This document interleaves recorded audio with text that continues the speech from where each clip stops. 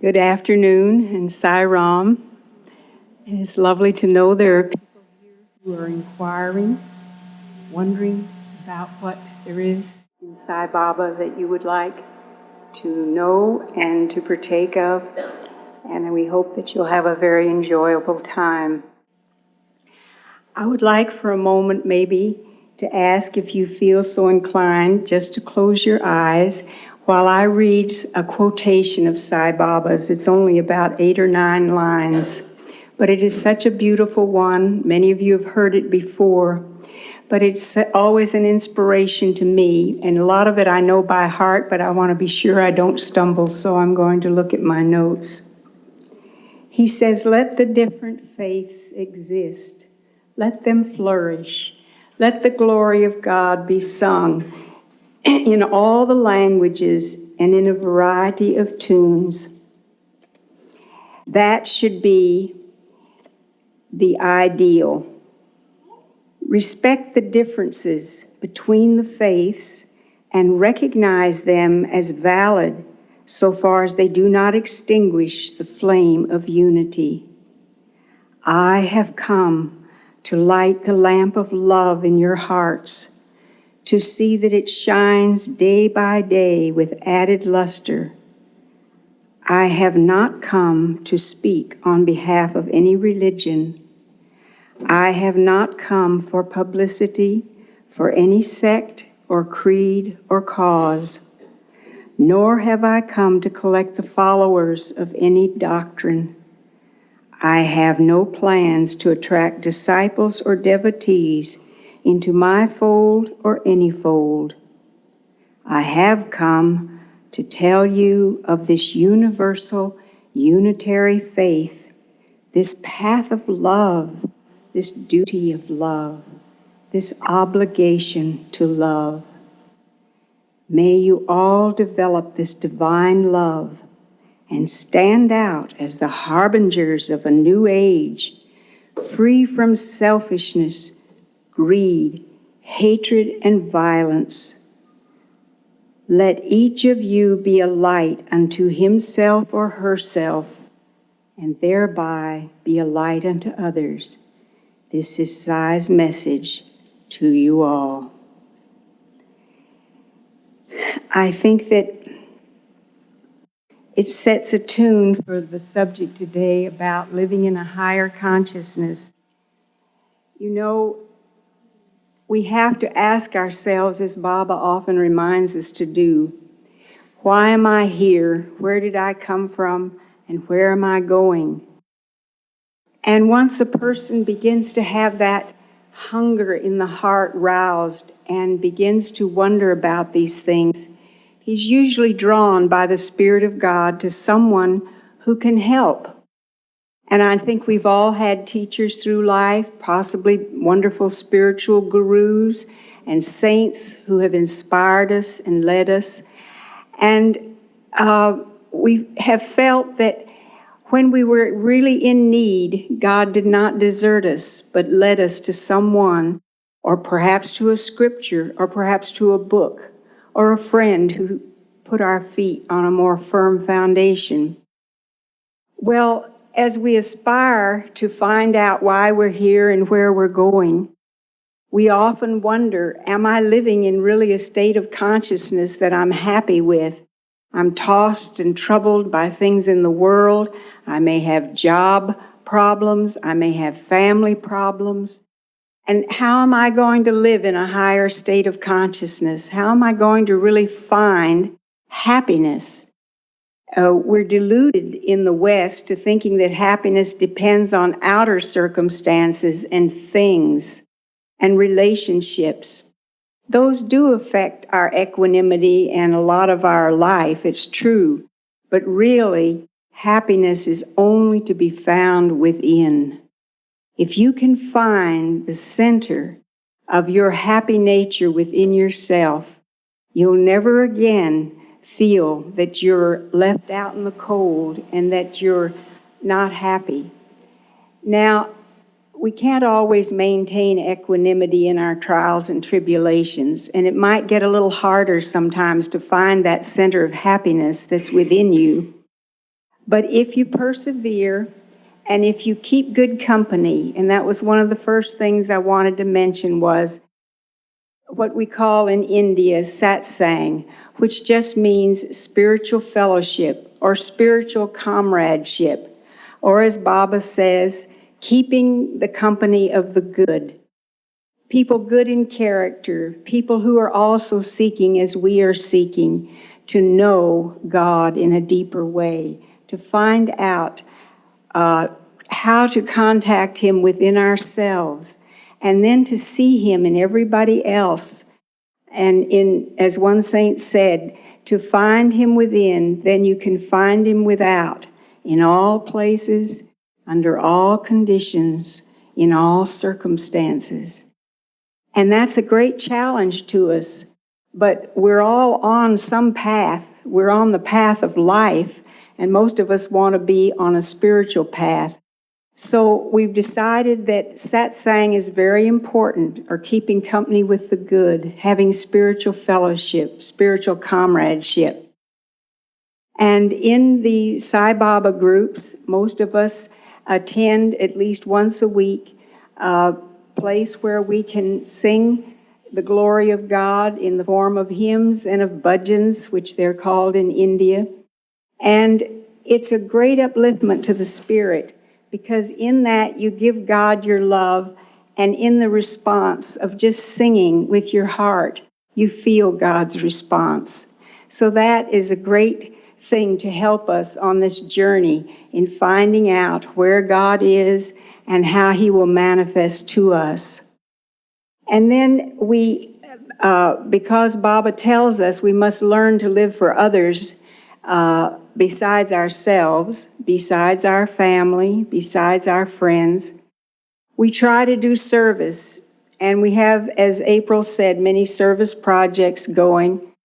And I think one thing that some devotees find difficult is they try to do the service maybe of many people that they know who are doing service, and they maybe overextend themselves, or maybe they're too timid and they underextend themselves. But if we do keep the company of the good, and we sing unto the Lord, and we begin to follow His precepts, we will find the niche of service that we're to do. And it brings a great joy in your heart when that happens. Man cannot live by bread alone, but by every word that proceeds out of the mouth of God. Years ago, I loved that interpretation that meant every bit of energy that flows out from your higher centers, that's what feeds you. And to live in a higher consciousness, you have to get into a deeper level of this great God consciousness within you. And in the beginning, we get little touches of it. And then sometimes we get a great effervescence of it. And then it may leave for a time, or we can't tap into it quite as often. But later on, we'll learn how to go into meditation. And then when we're doing our service, when we're singing our songs, when we're reflecting, we feel that strain. There's a simple expression that's been given about this, or example. You know, when you cut your finger and you're going about your daily work, whether it's the office or the home or where, you're almost always hitting that finger or feeling that little cut. Well, fortunately, feeling the Lord's presence isn't like feeling a cut, but it's something that reminds us. And if we once begin to let that flow start within us, then it sort of stays with us, maybe off and on a little bit, but really there's a residue that begins to remain in our hearts and in our souls and guides us. And this is very wonderful. But it does take some discipline to sit and learn to meditate. And if you find that too difficult, then just sit and sing unto the Lord, and then just wait quietly. Really, meditation is just listening, being quiet before God. And you can call Him by what name you want. Baba says all names and forms are His. They're all God. And we must find this unity in all the diversity that's around us. So many religions, so many places and people speaking of God and all. But we do get to where we see there is a unity, a thread that runs through all of them.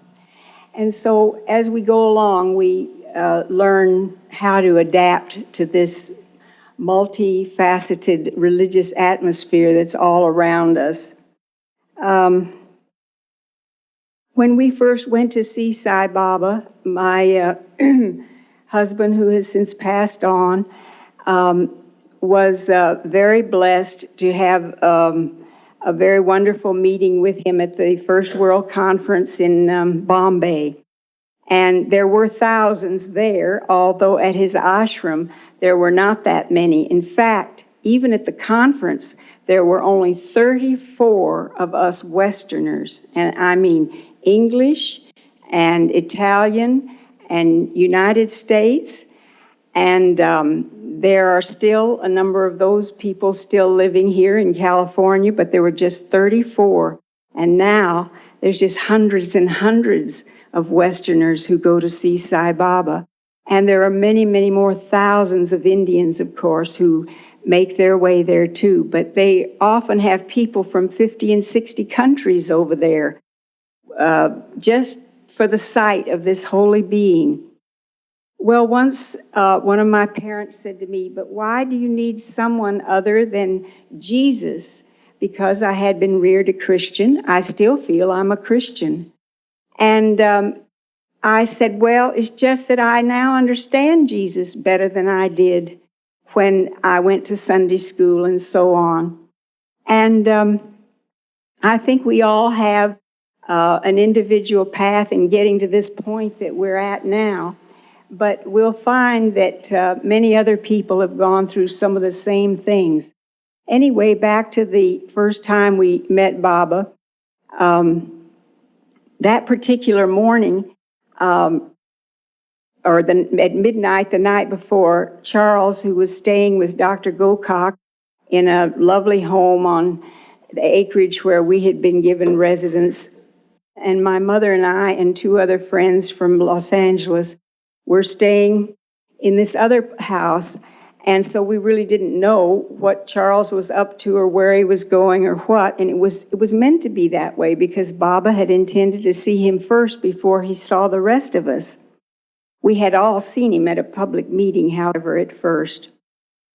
And so it was good that we hadn't heard just what wonderful attention he'd been given, because I'm sure, you know, that little imp of jealousy would have come up in us that he got to go and we didn't.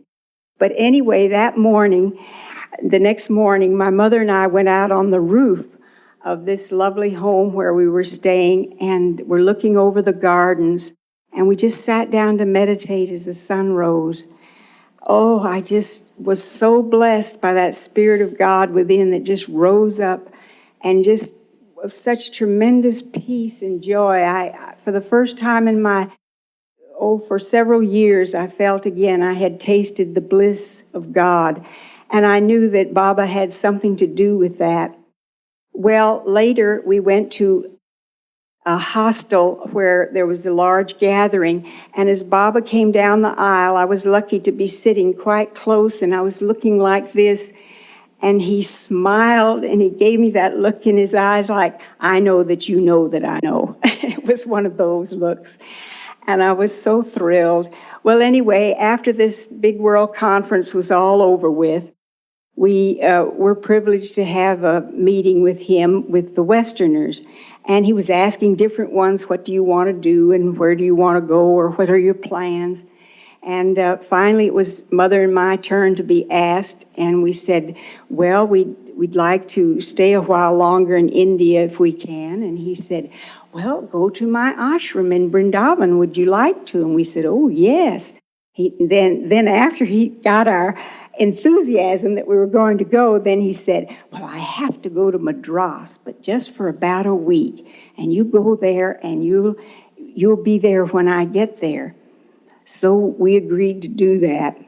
Well, that was the year that Mr. Howard Murphy, who's written many books about Baba, had a heart attack in Madras. And so Baba extended his time there, and we remained at the ashram in Vrindavan with Ram Brahman and his wife and one milk cow. And we had no supplies whatever. And I kept thinking, oh, maybe he'll bring a little rice or curds or something, but nothing came. So Mother and I took the bus every day, 14 miles back into Bangalore, and bought our supplies, and there was no refrigeration, so we had to have our supplies daily or every other day. And this went on, and every couple of days, Ram Brahman or his wife would come and tell us, we think Baba's coming. We think Baba's coming. Well, they kept us all excited about that, but Baba didn't come. Baba didn't come. And then one day, a devotee rolled up in a great big taxi, and the car was filled with Coca-Cola and all kinds of goodies. And I thought, oh, she's going to stay, and she'll share these goodies with us. She said, where's Baba? I said, he's in Madras. And she said, aren't you going? I said, no, we were asked to wait here. Well, I'm going, she said, and she jumped in the taxi, and away they went. No Coca-Cola, no nothing. And so in the meantime, Mother was finding figs on trees. My mother didn't die till she was 98, and she must have been in her 60s about then. Anyway, she was eating these figs. And one night I noticed that she was kind of rolling around in her sleeping bag, and I tried to wake her up, and she wouldn't rouse, and I felt of her, and she had fever. And I thought, oh, dear God, this is all I need. Bring my mother to India. What's the family going to say? You know, she'll end up in a hospital, or what if she passes when we're over here? I mean, all this started coming in on me. Well, I prayed, and I began to get peace about it. And when she woke up in the morning, I told her what had happened, and she said, isn't that strange? I thought I had a wonderful night. She said, I dreamed of Baba. I was just with him. It was wonderful. I said, well, I'm glad you're with him. I'm not. And I thought, here I had quit a really good job that I had, and I'd come to India 14,000 miles, and I'm stuck in this place, and there's no Sai Baba. What am I doing here, you know? Well, that's one of the things that we have to learn as we're going along on this path is some patience. And I've never had too much of that, I must admit. So the days were so long and it was so hot. But do you know, an electric fan just appeared in our room. It was there. We'd been out for a walk.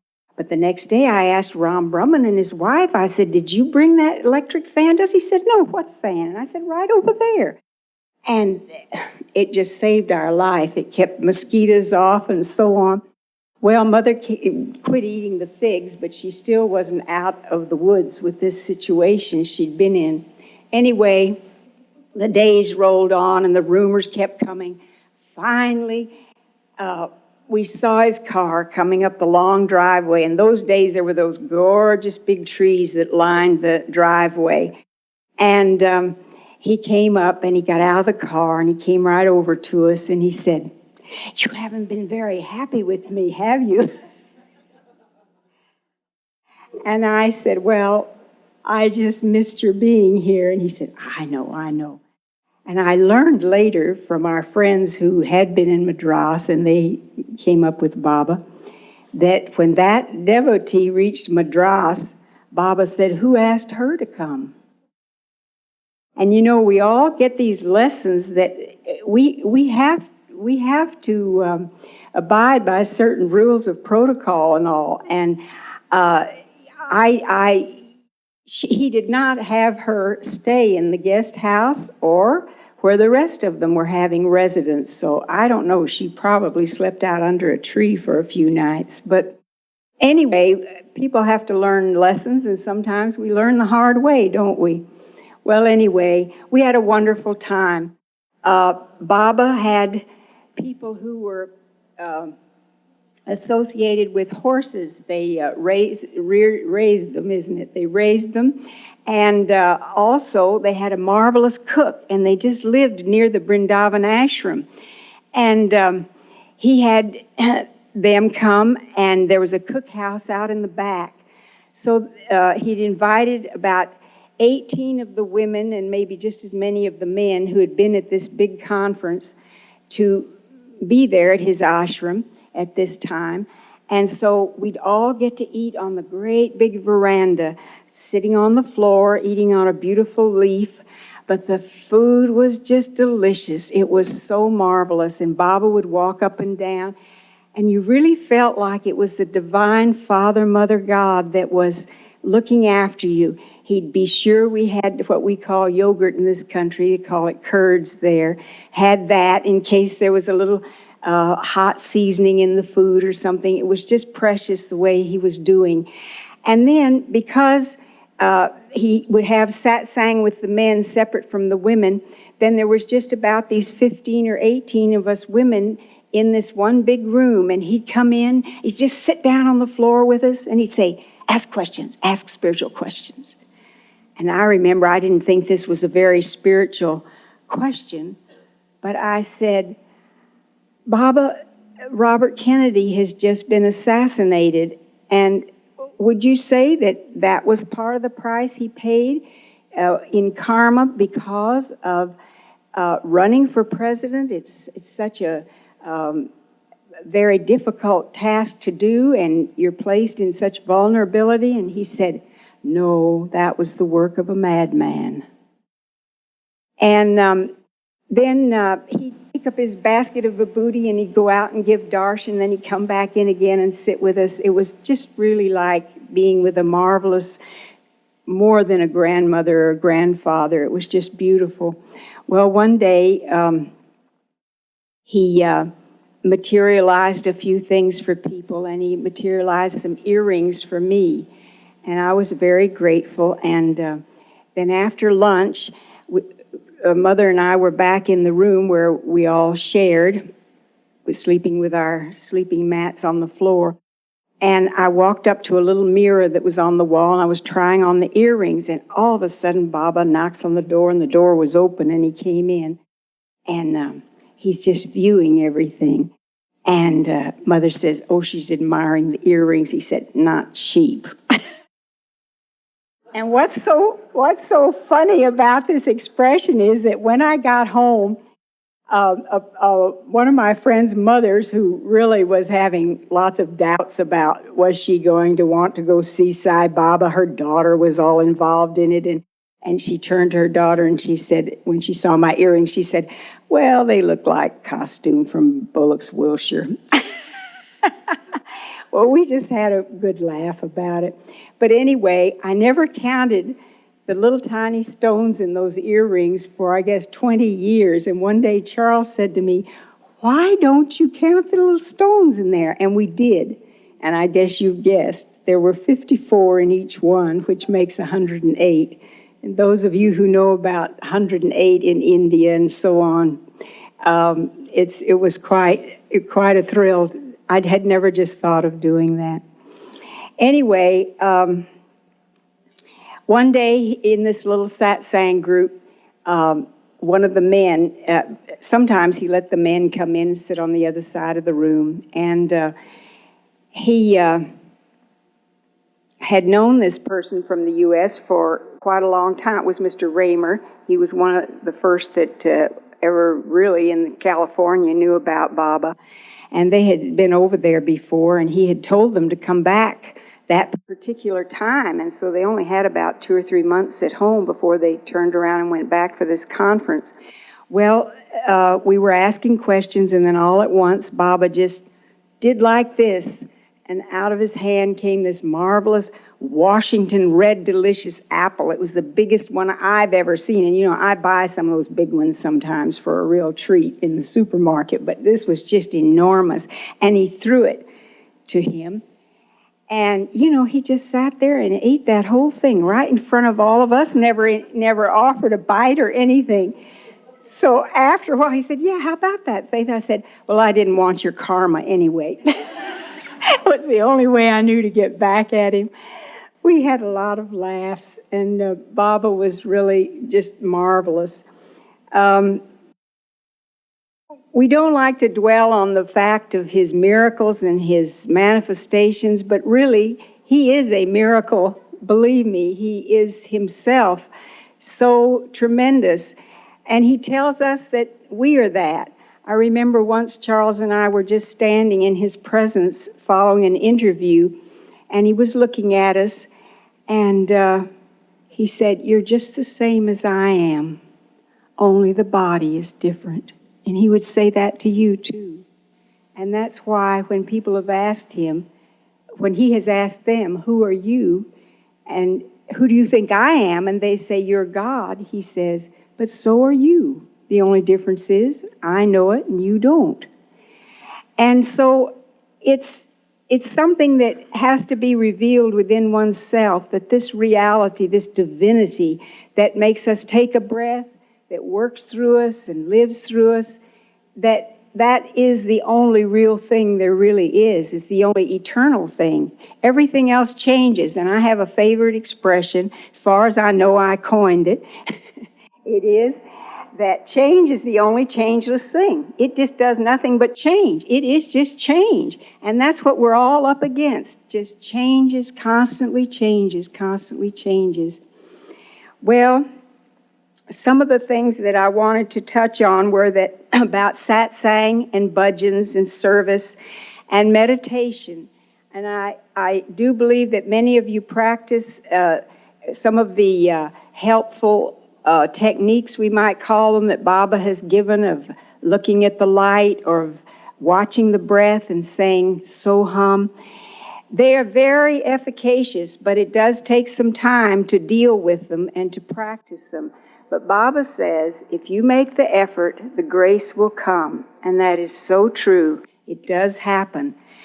And sometimes, if you've put in your time in the morning and in the evening, your quiet time, and you've done your prayers and your meditation, you may not touch very deep within this heart of hearts that's within you, but the next day, so many times it changes the whole day for us. It's like a mysterious power has gone before us and has really made things right.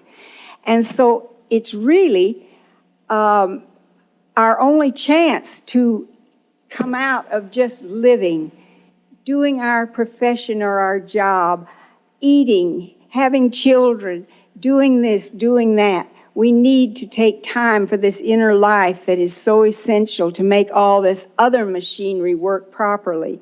And then there's this plaque here: love should be considered as the very breath of life.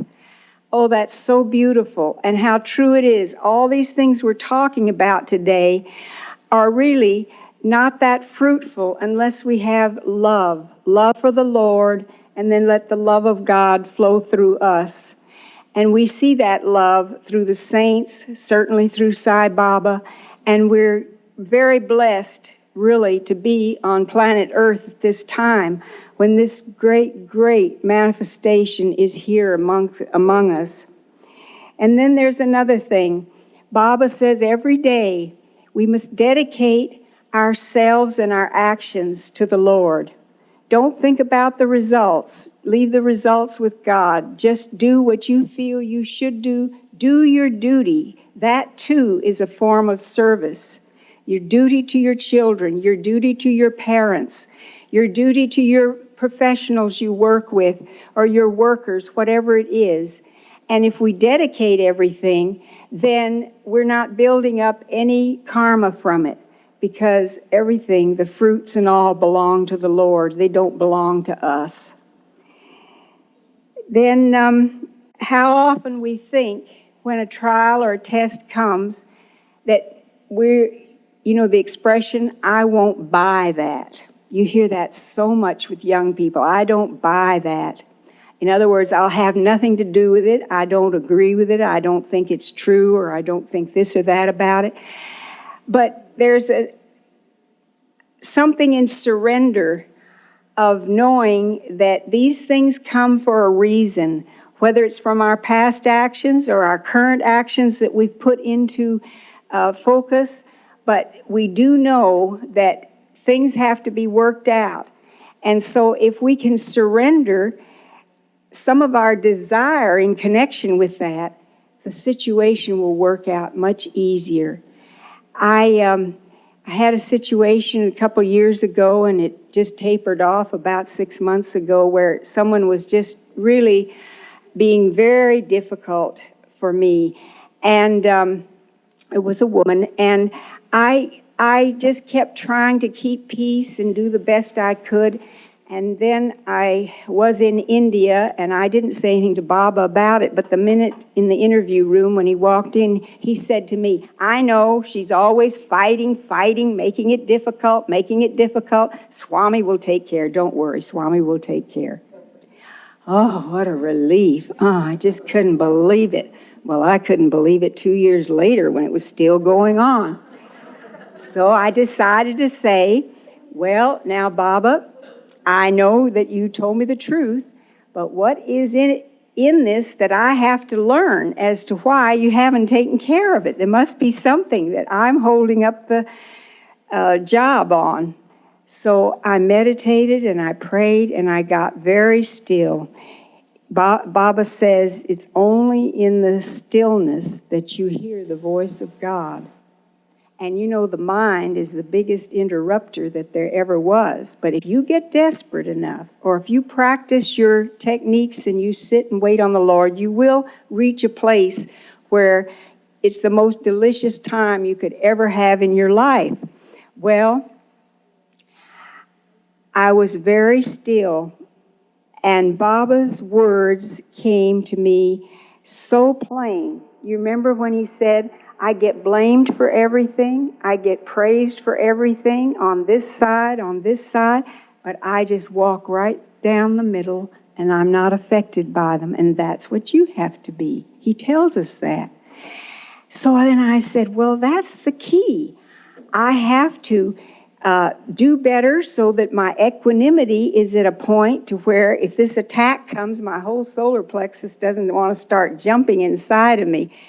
And you know, the recognition of that, and because I had gotten quiet enough to find out what it was that I wasn't doing, the whole situation began to change. So Bob did take care of it, but I had to play a little part in it. So it's good to know when we've played our part or when we haven't played our part, but wait upon the Lord and you will renew your strength. So we've talking about these different things, and then Baba encourages us always about faith and courage. And if we have those things, we do develop some equanimity.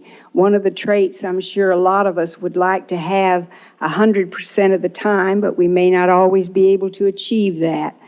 And I know there are various ones of you who have very difficult professions, and it's very taxing. But you got to go back to your reservoir. We've got to draw on this inner strength and do it daily. You know, you don't miss 2 or 3 meals a day, and you don't miss too much sleep at night. And so this time to set aside for God should be done also in order to make the wheels of every day run smoother. So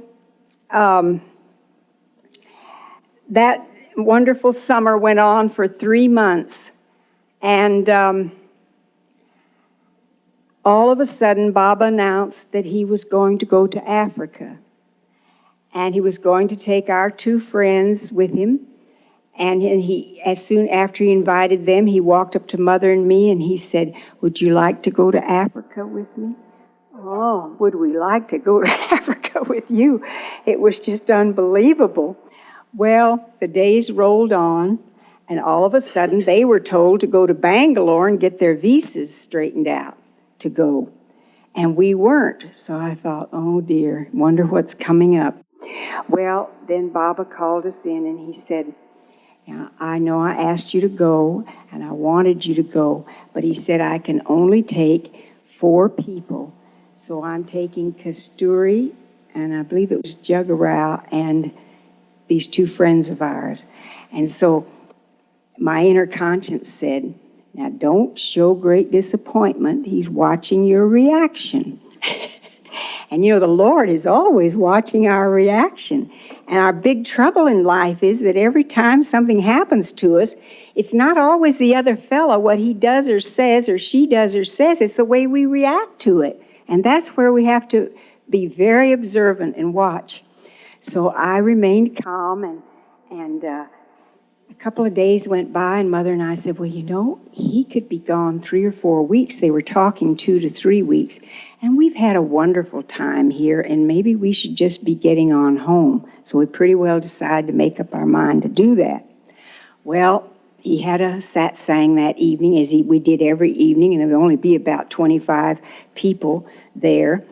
And he was sitting like in a chair here, and I was about where Madeline is. And we had the budgeons, and every once in a while he'd look around at all of us, and we were just thrilled, you know, to be there and have him lead the budgeons and everything.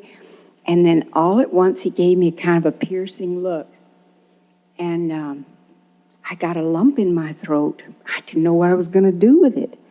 And I thought, I just can't cry, but I was beginning to feel very sad that this whole thing was ending on a note of rejection, where we weren't going to Africa, and we got to get busy and get home. And as long as I hung to that go home, I just felt like crying more and more until I didn't know how I would control it. Finally, I was looking at Baba and in my heart saying, oh, God, don't let me cry in front of Baba. It seems so crazy now. But anyway, I was desperate. And after a while, I came to that point of surrender. I just said, Lord, not my will, but thine be done. If you want us to stay and wait for Baba to get back from Africa, we'll do that. Glunk, the lump left just so quickly, and my tears dried up, and I couldn't believe it, and I felt so peaceful. So when the meeting was over, I told Mother, I said, well, I seem to be guided that we should stay. She said, I got the same thing. So we stayed on. We were in India there with him for 3 months.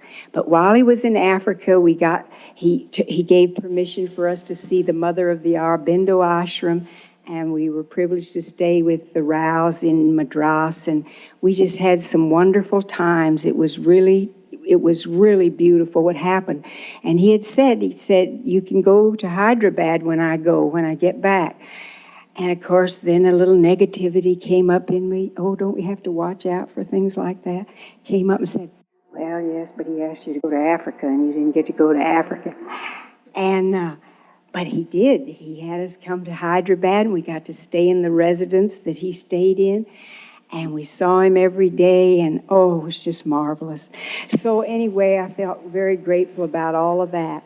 And when time came to go, though, there was one more little test he wanted us to have, besides some I haven't covered. But anyway, we had stayed with the Ratanlals, who are very beautiful old-time devotees of his in Bombay during the conference. And we just really felt that they couldn't have been more gracious and more beautiful to us. And I was happy that we weren't in Bombay with Baba all this time, that it was in Hyderabad, so that I wouldn't be with them again, because they were just really tired out from all the work on the conference they'd done. So just before we said goodbye to Baba, or he was leaving first, he called us in and he said, now, I want you to go to Bombay and you phone the Ratanlals and you stay with them and get your ticket fixed up for going back to the United States. I just thought my pride wouldn't let me do that. How could I do that? You know, why wouldn't you just say you can go to a hotel? Well, I thought, I guess there's a reason for it. So I had never up to that point been able to make a telephone work to get my call through in all those 3 months. Never. It had never worked for me. That day, just we were there in the airport. The first phone I went to, put the coins in, the phone rang, and Mrs. Ratanlal answered. Oh, my heart just fell, and I said, Bridge, This is Faith. I'm sorry to be calling you, and yet I would love to see you, but Baba has told us to call. She says, yes, yes, yes, it's all right. Come out. I'll send a car for you. And you know, it wasn't an imposition at all. She had a sari factory at the time, and she had a lovely apartment right there in the sari factory. So we weren't in anybody's way at all. I tell you, the ways of the Lord are incomprehensible, aren't they? And we try to make it hard so much of the time. Anyway, it was a marvelous, marvelous time. And let's see. I guess it all sums up with this love about being with the Lord. Baba says, be happy. Now, how can you be happy if you don't be? But who are you being with? You're being with the Lord. And that's where our happiness is. It's inside. And as long as we think it's going to be made just perfect on the outside, you know, we're always going to be disappointed. Many things turn out beautifully in life. Many things don't. I'm very grateful for the quarter of a century I had with my dear Charles. But the Lord giveth and the Lord taketh away. In fact, I lost my father, my mother, a very dear friend, and Charles, all in a little over 3 years. And I had to just keep doing like the donkey does. Yes, Lord. All right, all right. What else can we do? Acceptance is a great part of this thing. All our prayers and all our wishings will not change situations sometimes. We just have to know that all things work together for good to those who love the Lord. So we have to be happy in our trials and in our tribulations, but find out how to get to that happiness. Well, how's the time? It's getting on, isn't it? What? All right.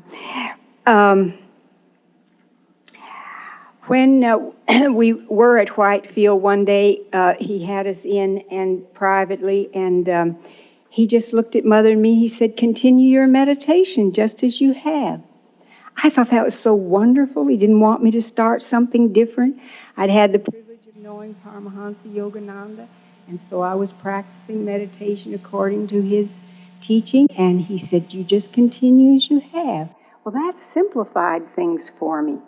And then I still had this thought in my mind, well, what was Paramahansaji's mission, and what is Baba's mission, and why do I want to think that they both should be operating similarly instead of they were so different? And of course, I allowed for what we call human personalities. But anyway, this would go around in my mind at times. Well, one morning, Baba walked in the room singing, I am the bubble, make me the sea. And it goes on, make me the sea, oh, make me the sea. And wave of the sea, dissolve in the sea. And he looked over at me and he smiled, and I smiled back. And that was one of Paramahansaji's chants. And so in a little while, he saw something over against the wall. It was about as far as that wall is from where he was. And he walked over and stooped down, picked it up. And it was a picture of Paramahansa Yogananda that a devotee had brought to India. And he came over to me and he pointed to it. And he said, oh, very great, very great. And you know, with that, all those stupid birds that were flying around in my belfry about who is Baba and who is Paramahansaji and what's he doing and what was that one doing, it just all flew out the window. I just began to see everyone is God. And wherever God has you get help, that's where you get help. And I felt just so relieved. That seemed so wonderful to me. So then, because I play some of the chants sometimes at my meditations or our meditations, anyway, you're all welcome. It's just that we're quite a ways up the lane there, but feel free to come. I thought, well, maybe I should tell Baba that I do that sometimes. So one day I did, and he said, yes, yes, that's fine. We're all one. Now get it? Can we get that? We're all one. It's so difficult because, you see, every saint or avatar's message may sound a little different. And we get so caught up with who's guru or who is your guru. And look here what Baba says. Be your own guru, your own teacher. You have the lamp within you. Light it and reach out without fear. See, that's what it comes down to. The Lord in us is our guru. And Baba is that Lord, but we have that Lord in us. There is only one without a second. There is only one. So that helped me a great deal, and I never felt afterwards that I had to apologize for singing a Christian hymn or any kind of a hymn, because they've all been inspired, and we have that freedom in God to do that. Also, another thing that he told us about Charles and me, which was so sweet, he said, when I think of Charles, I think, he always called him Charles. When I think, someone said, well, that's even better than just Char, it's Charless. Anyway, he said, when I think of Charles, I always think of you. And when I think of you, I always think of Charles. You're one. And that was so sweet, made us feel wonderful. I think it was doing an earlier trip that he was talking to me, and he said, sometimes in the morning you don't have too much energy. Well, I realize now I had low blood sugar, but I didn't know it at the time. But I got over that. But he said, don't worry, it's nothing, just passing clouds. But the way he said it was, he said, just passing clouds, the English, just passing clouds. And I was trying so hard to remember the exact words. I just looked at him and I said, just passing clouds. I wanted to remember it just exactly. And he said, just passing clouds. Oh, he's the master of these words and everything, it's just, but it was delightful. We had a good laugh, even with my slight embarrassment. Charles passed in February, and he wrote Baba 3 different times, I will see you in February. Well, then I said, we're thinking about going to Kodaikanal in April. What about that? Shouldn't we change that thought and that reservation? He said, no, just let it be. We'll get around to it. Well, he did see him in February, the 18th at Shivaratri time. And Baba, when he saw me at Shivaratri, he put his hand on his bosom and he said, Charles is with Baba. And he spoke so beautifully about him to the audience. And then in the house, he spoke to all his guests and introduced me. And it was more than I could ever have wanted, to have my real Father, Mother, God comfort me. It was just tremendous. But then he gave me a little surprise too. He's testing all the time. After all this attention and love that he poured out, he suddenly said in the little private interview room, well, it's much bigger at Kodaikanal, but still it was a room with just us in it, and he said, now go out, I want you to go out there and talk to them. I said, what, Bob? He said, yes, go out and talk to them. I said, about what? He said, talk about us. So I just had to walk out there, and he had government officials there. He had Narasimhan, the editor of the Sanatana Sarati, was there. All these erudite people were there. And I tell you, I did not feel nervous. I can't explain it to this day, but I didn't. And I just depended on him to help me. And he did a very sweet thing. Before I got up, he came and sat right next to me. He had 2 chairs, one in the men's room, and then there was a step up, and then the women's room was here, and the chair was here. He came and sat by me, and he was asking me all about Mother, and I told him how she passed with Charles and I chanting the Gayatri, and he said, yes, he said, marvelous, marvelous. And he said, chant the Gayatri. Oh, I didn't know what to do. So I did it, and I did it 3 times. And he smiled, and he looked over to some of his men friends. He said, she says it better than most Indians do. Now, I know that can't be truth completely. It just can't be. But I suppose he just was showering some more love and friendship on me, which was wonderful. None of us would give that up, would we? But what we have to do is have Baba within us and get that blessing from right within us, because we can't be running to India all the time. We just have to depend on his guidance right here in this country, and we know that if we do our part, he's going to do his part. Well, God bless you all. It's been lovely to be here. I see that lamp in all your faces, in your eyes, and I hope that the new people here will feel free to ask some of the people who would like to help them if there are things they need, or if there are books they're interested in, or whatever. You know, we don't just want to come together at special occasions like this, but we want to continue to go to the centers and places where there is this lamp, this light, which we each bring with us, but which is nourished by our devotion and our love for God. And that is very important, very important. And you're more than welcome, I'm sure, and the people here will give you the addresses of the centers if you'd like to attend. And they have lovely singing sessions, and they do have speakers. And so all in all, I know that as a family, the family of God the world over, we're all going to keep growing, aren't we? Sai Ram.